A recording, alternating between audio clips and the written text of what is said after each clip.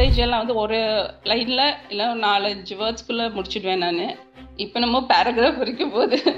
உண்மையாலுமே ஸ்போக்கனுக்கு இதுதான் தேவை, ஒரு ரிட்டன் கம்யூனிகேஷனில் இதுதான் தேவைன்றது 100% இங்கே தான் மேம் பார்த்தோம். அவங்களே என்கிட்ட பேசுகிறாங்க, நானும் அவர்கிட்ட ஃபுல்லாக பேசுகிறேன். எப்படி வந்துச்சுன்னு எனக்கே ஒரு டவுட்டு. என் பேர் சுதாராணி. நான் வந்து பிஎஸ்சி பிஎட் படிச்சிருக்கேன். நான் 5 இயர்ஸ் டீச்சராக ஒர்க் பண்ணியிருக்கேன். ஒரு கரியர்னு போகும்போது தான் அது தெரிஞ்சது. நம்ம ரொம்ப கண்டிப்பாக வந்து எல்லாமே எல்எஸ்ஆரில் நாலுமே தெரிஞ்சிருக்க வேண்டியது ரொம்ப இம்பார்ட்டண்ட்டு. ஒரு ஸ்கில்லை மாத்திரம் வச்சுட்டு நம்ம சர்வே பண்ணுறது கஷ்டம் அப்படின்னு சொல்லிட்டு. ஸோ எனக்கு இந்த டைம் கேப் கிடைச்சனால நான் அதை யூஸ் பண்ணிக்கலாம் அப்படின்னு பார்க்கும்போது தான் எனக்கு இந்த 7 ஏஞ்சல்ஸ் அகாடமி இதை வந்து அட்வர்டைஸ்மெண்ட் பார்த்து ஸோ அதில் வந்து ஜாயின் பண்ணுமா. உண்மையாலுமே அதுக்கப்புறம் பேசிக் முடிச்சதுக்கு அப்புறமே ரிட்டன் வந்து உண்மையாலுமே எனக்கே ஒரு ஆச்சரியமாக இருந்துச்சு. ஸோ இவ்வளோ நாள் வந்து ஸ்கூலில் படிக்காததெல்லாம் இப்போது கற்றுக்கிட்டது வந்து உண்மையாலுமே பெரிய விஷயமா. மேரேஜ் ஆகி கர்நாடகா தான் வந்தேன். அங்கே வரும்போது பார்த்தீங்கன்னா ஈவன் எங்கே போனாலும் யார்கிட்ட, ஒரு டாக்டர்கிட்ட போனாலும் ஒரு பேங்க்கு போனாலும் எங்கே போனாலும் கண்டிப்பாக இங்கிலீஷ்லனா முடியாத சுச்சுவேஷன் இருந்துச்சு மேம்.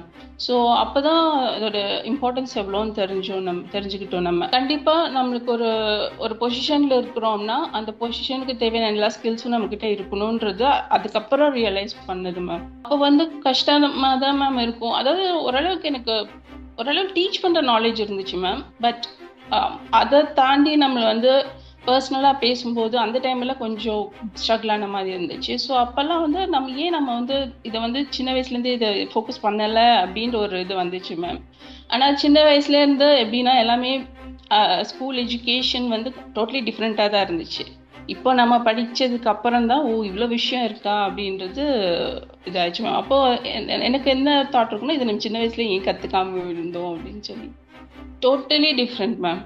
அதாவது அவங்க என்ன பண்ணுவாங்கன்னா எங்களை தான் பேச வைப்பாங்க. எல்லாமே ஸ்கிரிப்ட்லேருந்து எல்லாமே நாங்கள் தான் ரெடி பண்ணணும்.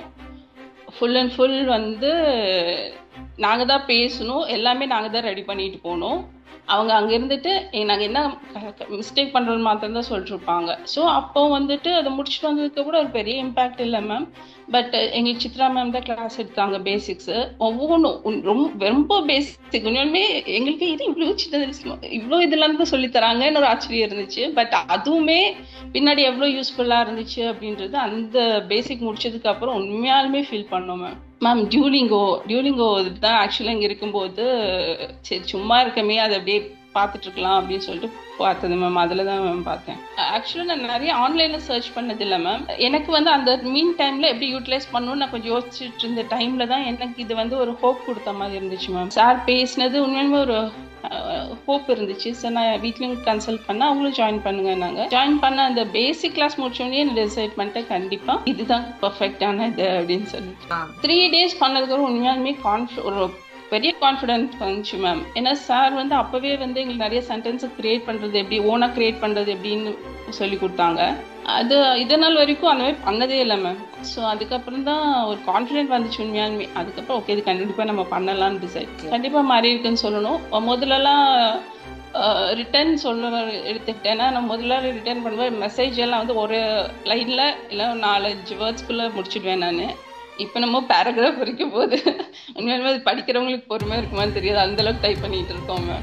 இதெல்லாம் வந்து பார்த்தீங்கன்னா மேம் லைஃபுக்கு யூஸ் ஆகிற மாதிரி தான் சார் நிறைய சொல்கிறாங்க. இதெல்லாம் உண்மையாலுமே வெளியே சொல்லுவாங்கலான்றது சந்தேகம். எல்லாம் வந்து நம்ம சின்னதுலேருந்து படிச்சது தான் ரிப்பீட்டடாக இருக்குது எல்லா இடத்துலையுமே. ஸோ இது வந்து புது டெய்லியும் ஒவ்வொரு ஒரு கான்செப்ட் எடுத்துகிட்டு வரும்போது அதில் நியூ வேர்ட்ஸ் கற்றுக்குறோம். ஒரு லைஃப் சேஞ்சிங் ப்ராசஸாகவே அது இருக்குது உண்மையாலுமே. வெறும் ஸ்போக்கனை தாண்டி ஃப்ளூயன்சின்றதை தாண்டி அதுக்கும் மீறி இது ரொம்ப யூஸ்ஃபுல்லாக இருக்குது மேம். டிஃப்ரென்ஸ்னா மேம் அது அவங்கெல்லாம் பண்ணது ஏற்கனவே ஸ்கூல்லேருந்து நான் படித்தது தான். அதை இதே தான் ஏற்கனவே இது தெரியுமே அப்படி தான் மேம் இருந்துச்சு. அதுலேயும் நம்ம வந்து எது புதுசாக கற்றுக்கிட்டோன்ற மாதிரி எதுவும் இல்லை மேம்.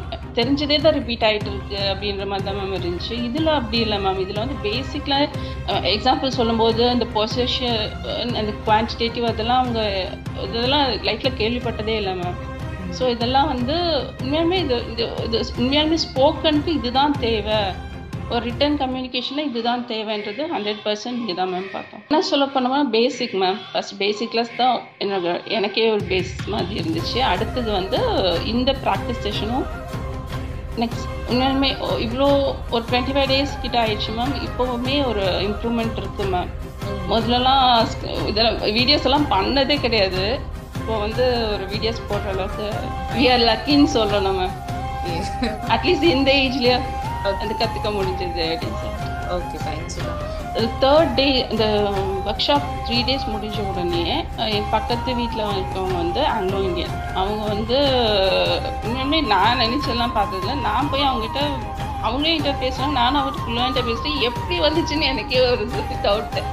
3 days தானே கிளாஸ் அட்டன் பண்ணோம், அதுக்குள்ளே இப்படி பேசுகிறோமா அப்படின்னு. ஏன்னா அதுக்கு முன்னாடி அந்த மாதிரி வெளியே மக்கள் கிட்ட பேசல மேம். இப்போ எங்கே போனோன்னா ஹாஸ்பிட்டல் அந்த மாதிரி தான். பட் இது உண்மையாலுமே ஆச்சரியமாக இருந்துச்சு. அதனால பர்சனல் மாத்திரம் இப்போ சொல்கிறேன்.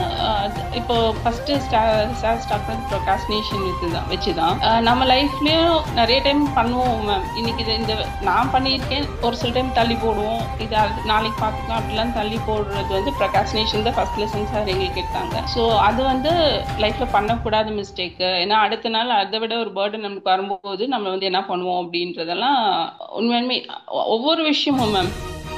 அந்த டிசிப்ளினை பற்றி பேசினாங்க.